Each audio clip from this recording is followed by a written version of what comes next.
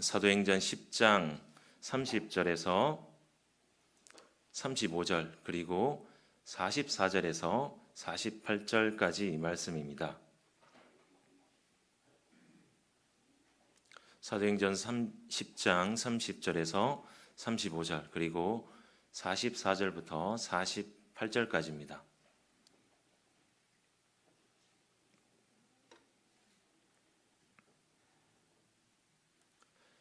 우리 다 같이 교독하실 때 제가 먼저 30절을 읽도록 하겠습니다. 고넬료가 이르되 내가 나흘 전 이맘때까지 내 집에서 제 9시 기도를 하는데 갑자기 한 사람이 빛난 옷을 입고 내 앞에 서서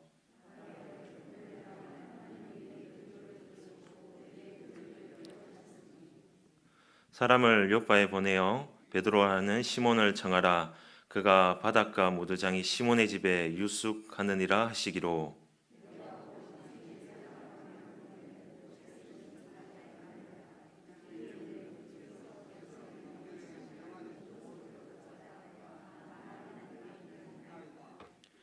베드로가 입을 열어 말하되 내가 참으로 하나님은 사람의 외모를 보지 아니하시고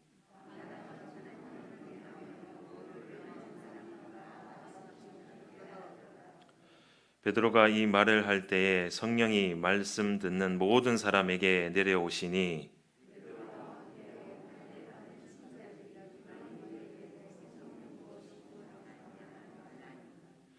이는 방언을 말하며 하나님 높임을 들음이러라.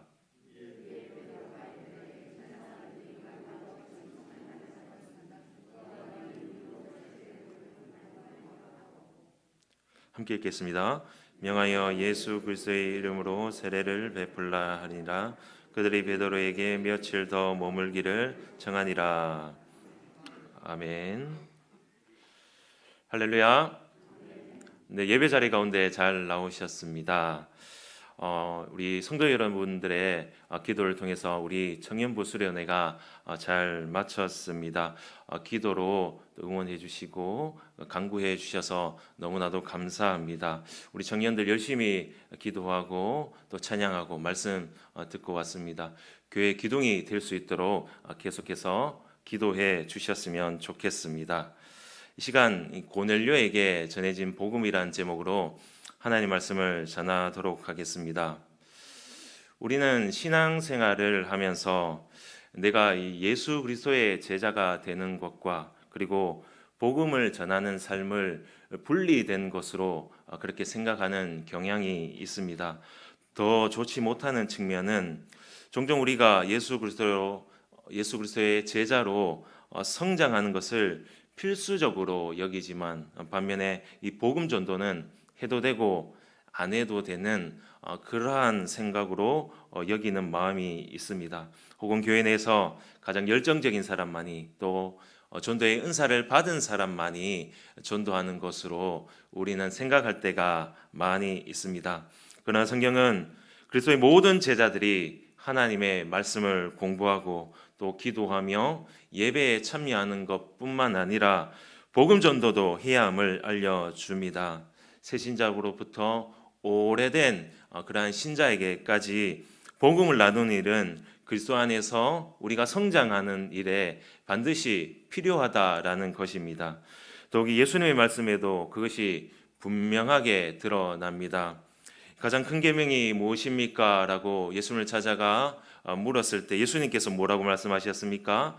사랑하라 라고 그렇게 말씀해 주셨습니다. 그 말씀을 따라서 우리는 하나님을 사랑해야 되고 이웃을 사랑해야 됩니다. 그리고 예수님께서 승천하시면서 마지막으로 제자들에게 부탁하신 말씀이 무엇입니까? 너희는 가서 제자를 삼아라고 말씀합니다. 제자를 삼는다라는 것은 말씀을 가르치는 것과 복음을 전하는 일에 전력을 다해야 된다라는 것입니다. 이것이 너무나도 중요한 축입니다. 하나님 사랑, 이웃 사랑, 그리고 말씀을 가르치고 복음을 전하는 일, 이것을 하는 교회가 가장 성경적인 교회겠죠.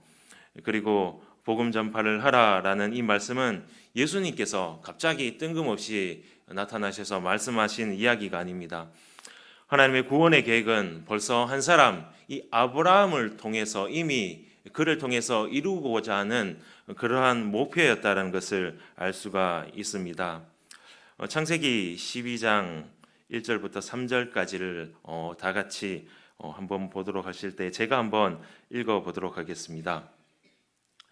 여호와께서 아브라함에게 이르시되 너는 너의 고향과 친척과 아비 집을 떠나 내가 내게 보여줄 땅으로 가라. 내가 너로 큰 민족을 이루고 내게 복을 주어 내 이름을 창대하게 하리니 너는 복이 될지라. 너를 축복하는 자에게는 내가 복을 내리고 내가 너를 저주하는 자에게는 내가 저주를 내리리니 땅의 모든 족속이 너로 말미암아 복을 얻을 것이니라 하신지라라고 말씀합니다. 땅의 모든 족속이 이미 아브라함을 택하였을 때부터 복을 얻게 하신다라는 하나님의 계획에 있었다라는 사실입니다. 이 언약의 말씀이 이제 이루어져서 이스라엘 백성들이 큰 민족을 이루게 하시고 또 애굽을 탈출해서 요수아 시대 때는 땅을 정복할 수가 있었습니다. 그래서 성취가 되었지만 완전한 성취는 이 신약에 와서 성취되었습니다. 땅의 모든 족속이 아브라함을 통해서 하나님의 복을 받도록 하시겠다는 그 약속이 때가 되매 이제 이방인에게도 그 복음이 전해지는 그러한 상황 가운데에 있는 것입니다. 이것이 갈라디아서 3장 8절 말씀에도 증거하고 있습니다.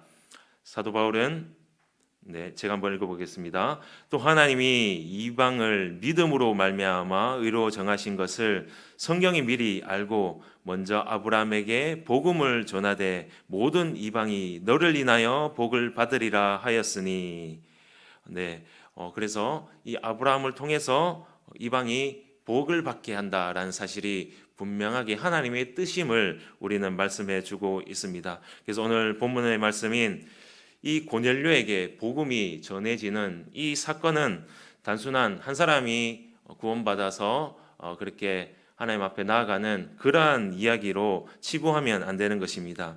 이방에게 복음이 전해진다는 것은 교회사적으로도 그렇고 성교학적으로도 그렇고 하나님께서 구약에 약속하신 모든 열방 가운데에 하나님의 복과 구원이 임하는 그 언약의 말씀이 이제 성취되는 그 놀라운 시점 가운데에 있다라는 것입니다. 오늘 고넬료와 고넬료 가족에게 복음이 전해지는 사건은 아시아를 넘어서 유럽인에까지 복음이 전파되는 최초의 사건이고 하나님께서 직접 개입하셔서 이방인에게도 복음을 전해야 한다라는 그 하나님의 말씀을 그렇게 알려주고 있는 것입니다. 이 본문의 내용을 우리가 너무나도 잘 알고 있는 내용이죠. 두 사람이 환상을 보게 됩니다. 고넬료는 가이사랴에서 환상을 보게 되고 이제 베드로는 그 밑에 동네인 욥바에서 환상을 보게 됩니다. 이 가이사랴에 있는 로마 군대인 백부장인 고넬료에게 천사가 나타나서 어떻게 구원을 받을 수 있는지 그 사실을 알려주게 되고 욥바에는 이 베드로에게 누군가가 자신을 청할 것이다 라는 환상을 하나님께서 보여주고 있는 것입니다. 그래서 동시에 하나님께서 환상과 천사를 보내오셔서 서로 만나게 하시는 것이죠. 이튿날 베드로는 가이사랴에서 가서 상종할 수 없는 사람인 고넬료와의 만남을 그렇게 이루게 됩니다. 그래서 복음을 전하였고 고넬료와 그의 가정은 최초의 이방인 그리스도인이 되었습니다. 이 시간 같이 상종할 수 없었던 이방인인 고넬료의 그렇게 복음이 증거되어짐을 통하여서 하나님께서 우리에게 주시는 그 음성을 듣기를 원합니다. 고넬료 가정의 핵심과 성령 부어 주시는 그 사건이 우리에게 주는 진리가 무엇입니까? 첫 번째로는 누구에게나 복음은 필요하다라는 말씀입니다. 이제 32절을 보면 사람을 욥바에 보내어 베드로라는 시몬을 청하라라고 말씀합니다. 여러분, 이 가이사랴에 있는 이 고넬료라는 인물은 누구입니까? 이 가이사랴는 예루살렘에서 북서쪽에 100km 정도 떨어져 있는 곳이었습니다. 그곳에 이제 유대를 통치하는 총독부라는 곳이 있었죠. 그래서 로마 총독이 거주하고 있었고 이 총독과 총독 관절을 수비하기 위해서 바로 군대가 주둔하고 있었습니다. 고넬료는 이 군대의 바로 백부장으로서 10명의 군인을 지휘하는 초급 장교였습니다. 무엇보다도 고넬료는 백부장의 신분임에도 불구하고 칭찬받을 만한 여러 가지 그러한 장점을 가지고 있었습니다. 오늘 말씀을 보면 그는 경건한 자였으며 또 종교성이 강했고 선을 행하는 사람이다라는 것을 알 수가 있습니다. 더욱하여서 하나님을 경외하는 자였고 가난한 사람들을 위해서 구제하는 자였습니다. 또 자신의 부족과 연약함을 알아 하나님 앞에 간절히 기도하는 기도의 사람이었습니다. 그리고 고넬료의 종들도 이렇게 고백합니다. 백부장 고넬료는 의인이요 하나님을 경외하는 자라 유다 온 족속이 칭찬하더니라고 언급하는 모습을 볼 때 종들에게 칭찬을 받으면 어떻습니까? 그만큼 그 상전은 너무나도 인격의 소유자인다라는 것을 우리는 알 수가 있습니다. 이러한 뛰어난 자질에도 불구하고 기도하고 구제하는 종교 생활을 했지만 고넬료는 예수님이 필요했다라는 사실입니다. 예수님이 주시는 그 죄사함의 은혜가 필요했던 것입니다. 하나님을 그는 분명하게 알고 있었고 구제했고 또 기도했지만 그럼에도 불구하고 예수님이 그에게 무엇보다도 필요했고 제사함의 은혜가 그에게 필요했기 때문에 하나님께서 이렇게 역사해 주셨던 것입니다. 경건하고 부족함이 없을 것 같은 고넬료에게 구원의 말씀이 필요했던 것처럼 이 복음은 이 세상 누구에게나 복음이 필요합니다. 성도 여러분, 지금은 모든 인류는 죄 가운데 이 마귀의 권세 아래 신음하고 있습니다. 예수님 없이는 가망이 없죠. 세상 돌아가는 것을 한번 보시기 바랍니다. 예수님 밖에는 소망이 없습니다. 범죄자들이나 흉악범들에게만 복음이 필요한 것이 아니라 순진하고 어린 학생들에게도 복음이 필요합니다. 또 아주 모범적이고 도덕적으로 흠이 없는 사람에게도 복음이 필요합니다. 또한 아무리 부족함이 없을 것 같은 그러한 부자에게도 예수 그리스도의 그 복음이 필요하다라는 사실입니다. 고넬료처럼 고결한 성품을 가진 사람에게도 복음을 듣도록 하나님께서 보내어 주셨다면 당연한 것이 아니겠습니까? 모든 사람에게 복음이 반드시 필요한 것입니다. 다 연약한 인생이고 죄인이므로 구원받아야 할 마땅한 인생입니다. 그러므로 그 복음을 전하는 일을 여러분과 또 저에게 맡겨 주셨습니다. 로마서 3장 23절을 보면 모든 사람이 죄를 범하였음에 하나님의 영광에 이르지 못하였다라고 말씀합니다. 한 사람도 예의 없이 하나님 앞에 죄된 존재라는 것입니다. 칼빈주의 5대 강령 중에 첫 번째가 무엇입니까? 전적인 타락을 말하고 있습니다. 아담을 통하여서 그 아담이 타락으로 말미암아 인간의 모든 부분과 본성이 완전히 타락하였다라는 말입니다. 여기에서 인간 실존이 시작되는 것입니다. 다윗도 시편에 이렇게 고백하고 있지 않습니까? 내가 죄 중에 출생하였고 어머니가 죄 중에서 나를 잉태하였다라고 그렇게 말합니다. 이 말은 어머니가 죄를 지면서 다윗을 그렇게 낳았겠습니까? 아니죠. 그만큼 사람이 본성적으로 타락하였다라는 것을 우리는 알 수가 있습니다. 그래서 오늘 말씀에 보면 베드로를 청하라라는 의로운 자라고 칭송받던 고넬료에게 주신 그 하나님의 명령이라는 것입니다. 베드로를 청하여서 너희는 복음을 들어라라고 그렇게 하나님께서 요청하고 계시는 것입니다.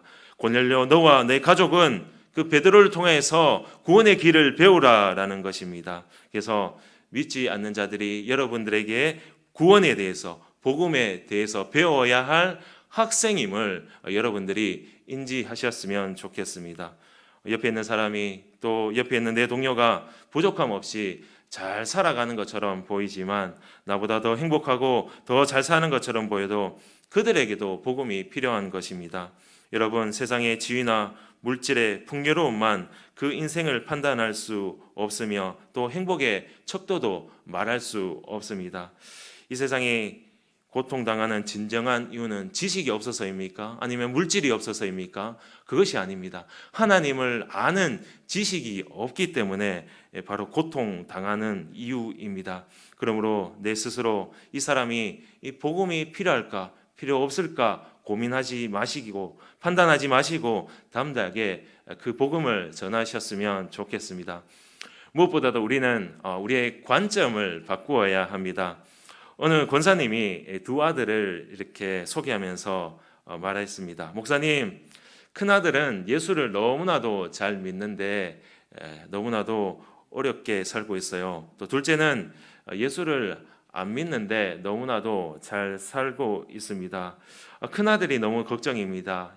목사님, 큰 아들을 위해서 기도해 주세요라고 하는 그러한 이야기가 있습니다. 여러분, 어느 쪽이 기도해야 할 제목입니까? 물론 다 기도해야 하지만 어느 쪽이 더 진실하게 기도해야 할까요? 가난하지만 예수를 믿는 큰 아들입니까? 아니면 너무나도 부유롭게 살아가고 있지만 예수를 믿지 않는 작은 아들입니까? 네, 당연하죠. 근데 우리는 세상적인 관점에 너무 익숙해 있기 때문에 바로 이러한 것에 우리가 혼란스러움을 겪는다라는 사실입니다. 전도하려면 먼저 잘 살고 못 살고 하는 그 기준에 대해서 우리가 분명하게 그렇게 마음속으로 확고히 심어 놓아야 됩니다.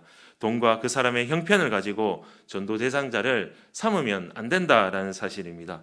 무엇보다 우리는 우리가 보지 못하는 것, 다른 사람들이 보지 못하는 것, 심령의 목마름과 갈급함을 볼 수 있어야 됩니다. 그리고 우리는 전도를 너무나도 시급하고 중요한 사명으로 여겨야 한다라는 사실입니다.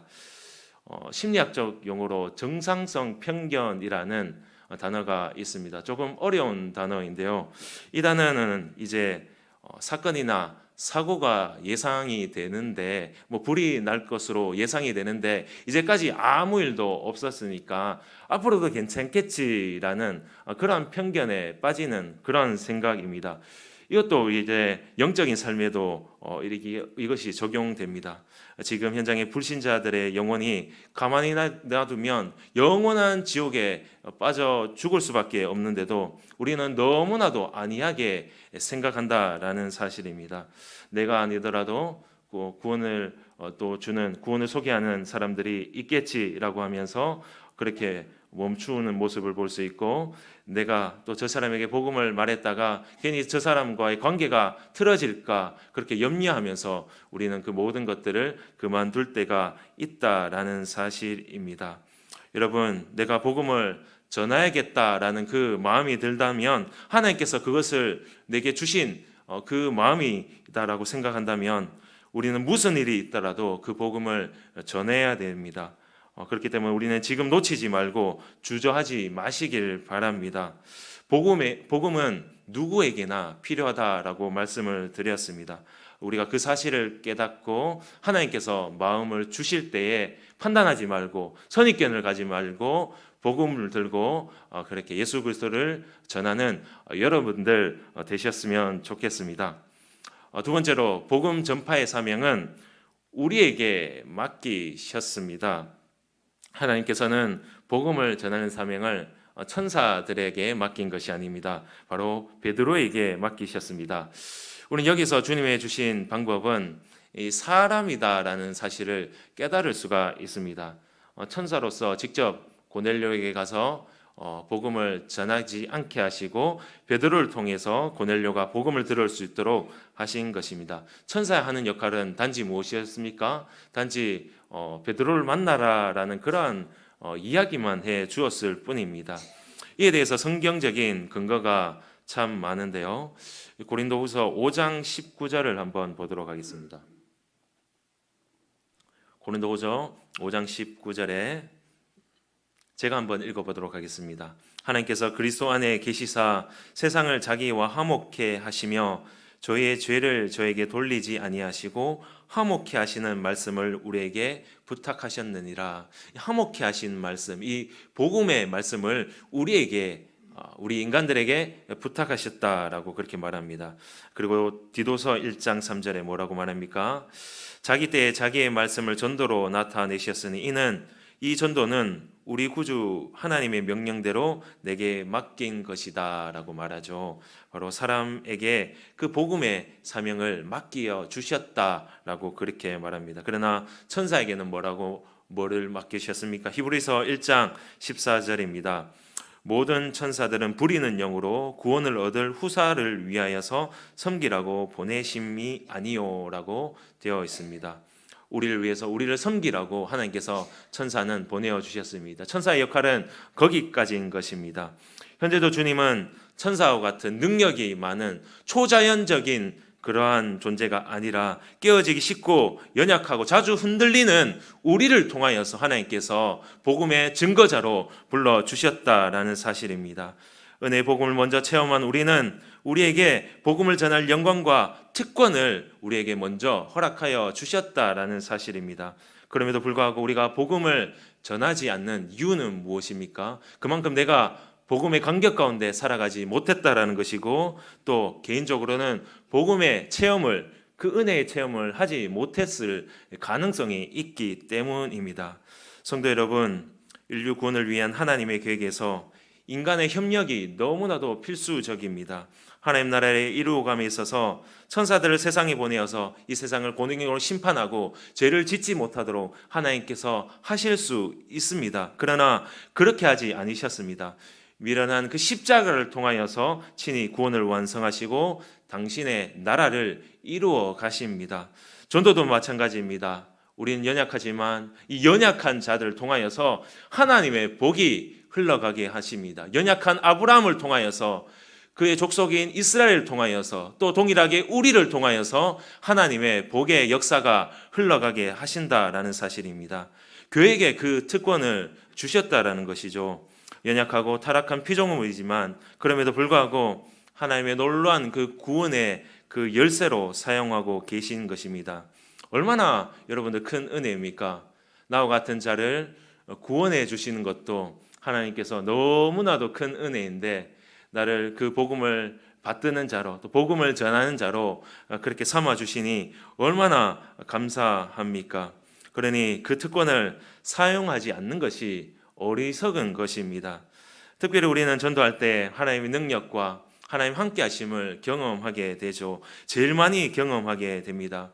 나의 유익과 또 나의 그런 만족을 위해서 구하면 어떻습니까? 많이 기도 응답을 받지 못합니다. 그러나 주의 나라를 위해서 구하면 하나님께서 물질도 채워주시고 또 돕는 손길을 우리에게 베풀어 주십니다. 또 사막에 강을 만들어내기도 하고 없던 것도 하나님께서 있게 하십니다. 이것이 복음 전하는 자의 특권이고 또 능력이라고 할 수가 있습니다. 전하고 나가면 우리는 그 특권을 누리면 되는데, 그 은혜를 우리가 전하지 않는다면 그만큼 우리는 성령의 은혜를 체험할 수 없다라는 사실입니다. 전도는 예수 그리스도의 비밀을 아는 자들에게만 주신 하나님의 놀라운 특권입니다. 예수님께서 공생애 때 제자들이나 또 다른 사람들에게 말할 때 비유로 말씀해 주셨습니다. 이 비유의 두 가지 특징은 알아듣기 쉽게 하기 위해서 비유로 말씀하셨고, 두 번째는 외인들은 알아들을 수 없게 하기 위해서 예수님께서 비유를 사용해서 말씀을 증거하셨습니다.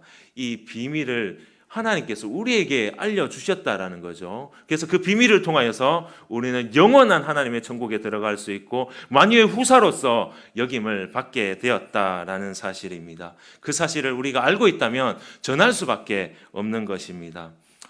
예전에 그 신실한 두 부부가 있었는데요.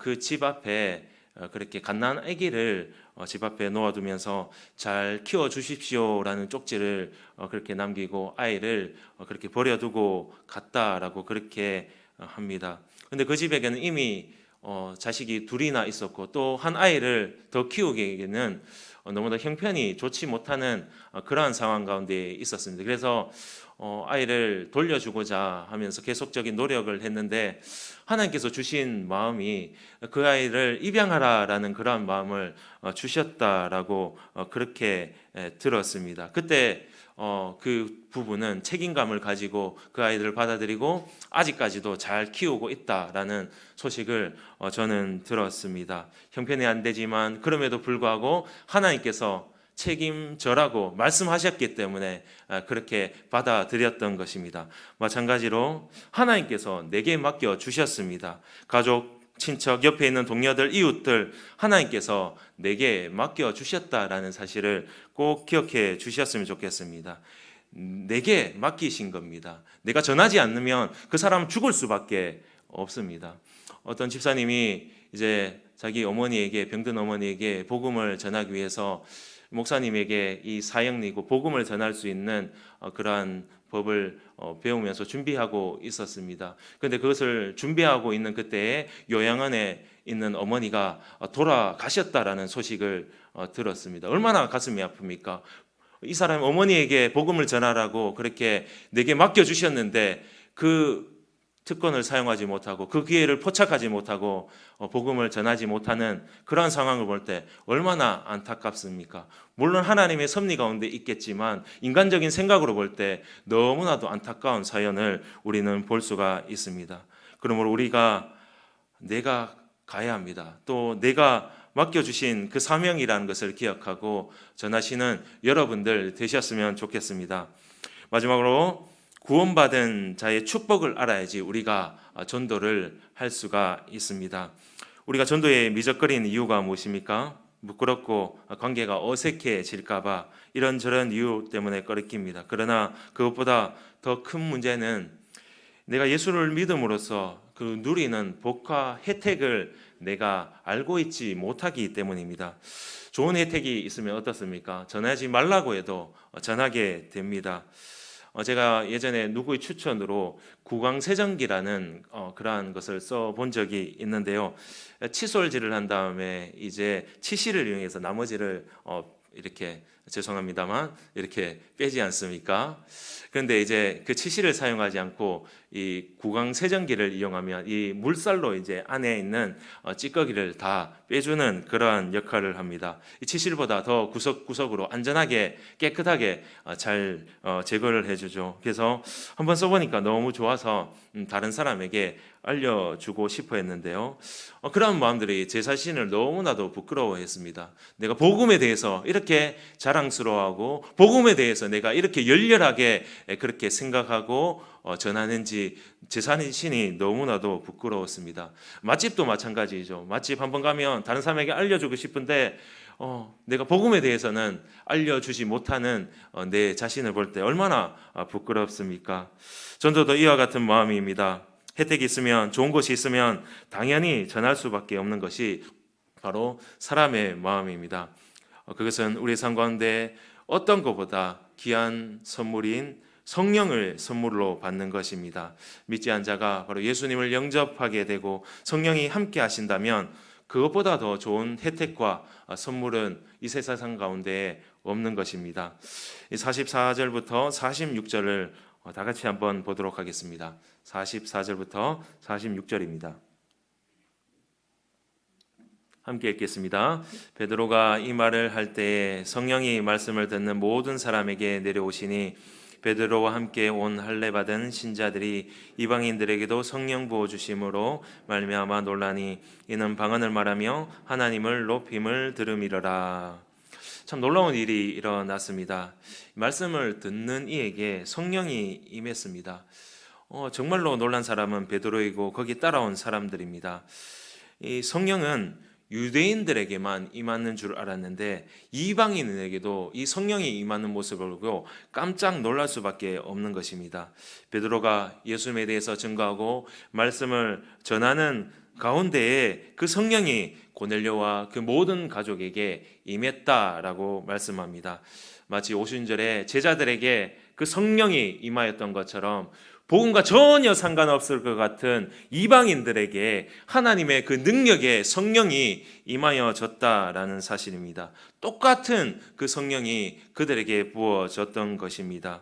이들에게 성령이 부어졌다는 것은 이제 당당히 천국 백성이 된 것이고 이스라엘의 복을 계승한 자들이 되었고 이제 그들이 천국 백성으로 살아갈 그 능력과 은혜를 부여받았다라는 사실입니다. 여러분 이것을 그냥 간과하면 안 됩니다. 하나님의 백성으로서 선택받았다면 어떤 복을 누렸습니까? 이스라엘 백성들 한번 보시기를 바랍니다. 들어가도 복을 받고 나가도 복을 받고 또 이 조그마한 군사로서 만 명을 치게 되고 또 어떻습니까? 홍해를 가르게 되고 놀라운 하나님의 구원의 역사가 그들을 따라다녔습니다. 그러나 이방인들 보시기 바랍니다. 이방인들 하나님께서 심판하시고 하나님의 도우심을 전혀 못 받던 그러한 이방인들이었습니다. 그럼에도 불구하고 이제 그 하나님께서 성령을 부어주심을 통하여서 그 믿지 않는 자들에게 바로 천국 백성의 지위를 그들에게 허락해 주신 사건입니다. 세상이 그 어떤 것보다 비교할 수 없는 특권이라고 할 수가 있습니다.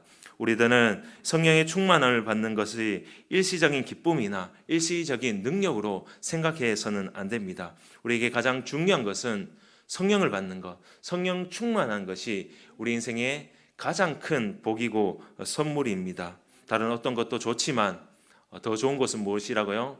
예수 믿고 잘 되는 것도 중요하지만 예수 그리스도를 믿을 때 우리가 더욱더 충성하여서 더욱더 간절히 하나님 앞에 나아감을 통하여서 성령 충만한 것이 더 우리에게 큰 복이 되는 것입니다.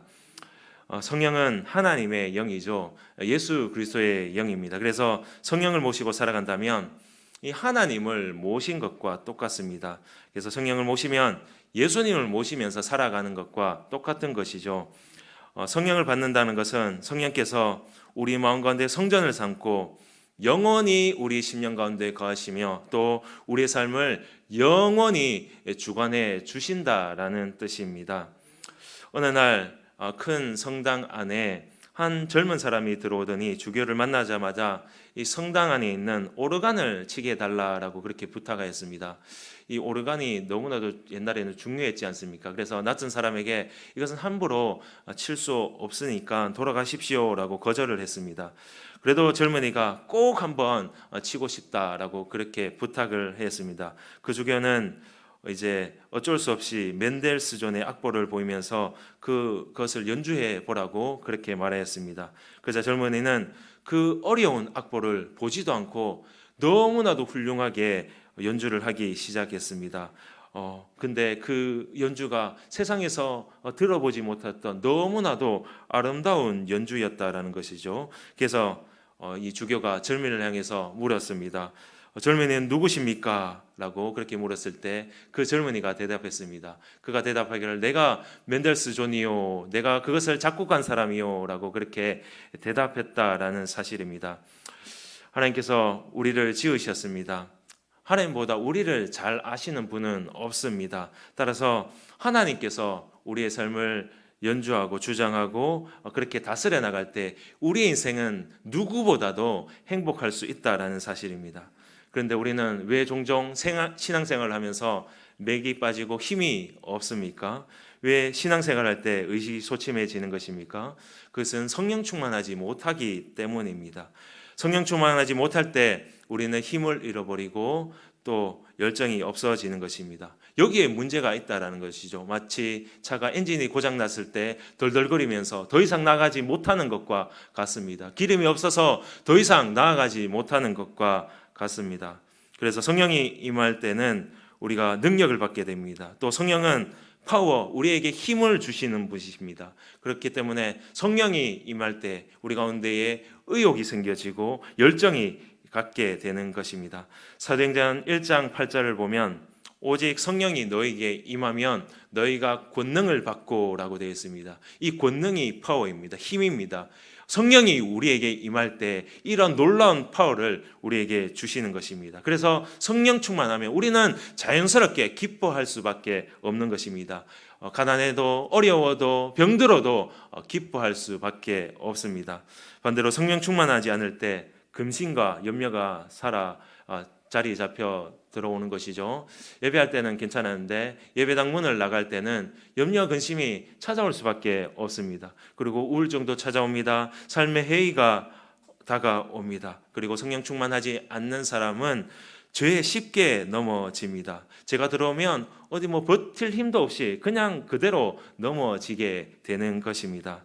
성령의 도우심 없이는 금방 지쳐버리는 것입니다. 그것이 바로 성령 충만함이 없는 사람들의 특징입니다. 여러분, 성령 충만 있기 때문에 우리가 목표가 생겨지는 것이고 또 꿈이 분명하여지고 생명까지 맛볼 정도로 복음을 향해서 달려나갈 수가 있는 것입니다. 바울이 그래야 했습니다. 복음의 그 능력을 받았기 때문에, 성령 충만했기 때문에 그 목표가 분명했고, 그 목표를 따라 자신의 생명도 아끼지 않고 하나님 나라를 위해서 희생할 수가 있었던 것입니다. 예수 믿어서 성령으로 거듭나고 또 성령이 내주하여서 성령 충만한 자가 된다면 그것보다 더 큰 선물과 영광이 어디 있겠습니까? 이것을 우리가 스스로 깨달아야 되면, 누가 가르쳐줘서, 목사님이 얘기해줘서 아는 것이 아니라 내가 전파하여서 그것이 진짜 복임을 여러분들이 한번 깨달으셨으면 좋겠습니다. 세상이 주는 그 어떠한 혜택보다, 돈이 주는 혜택보다, 권력이 주는 그 모든 혜택보다 성령 충만하여서 얻어지는 신령한 복이 여러분들에게 더 귀한 것입니다. 원래 우리 교회 표어가 생수의 강이 흐르는 교회이죠. 또 우리 주일 본문이 계속해서 사도행전을 말씀하고 있습니다. 사도행전을 통해서 성령의 능력을 통한 그 복음 전파에 대해서 계속해서 말씀합니다. 그래서 생수의 강이 우리 가운데 흘려서 치유가 또 회복이 일어나고 또 번성과 그 번영의 역사가 우리 가운데 임하였으면 좋겠습니다. 그래서 우리 공동체가 또 우리의 가정이 그 성령의 능력으로 말미암아 살아나고, 우리 일터와 학교와 직장과 또 직장이 또 우리 지역사회가 그 복이 흘러가고 형통케 되었으면 좋겠습니다. 이것이 사도행전에 나타나는 복음의 역사이고 복음의 능력입니다. 그래서 이 복음의 능력이 나타났을 때 허다한 사람들이 믿었고 예수를 도저히 믿을 수 없을 것 같았던 이 제사장의 무리까지 믿게 되었습니다. 또 온성을 뒤집고 엎을 만큼 기쁨으로 충만케 되는 역사가 바로 성령을 통하여서, 성령의 능력을 통하여서 이루어진 것입니다. 여러분, 이제 우리 차례입니다. 우리 교회가 성령 충만한 교회가 되었으면 좋겠습니다.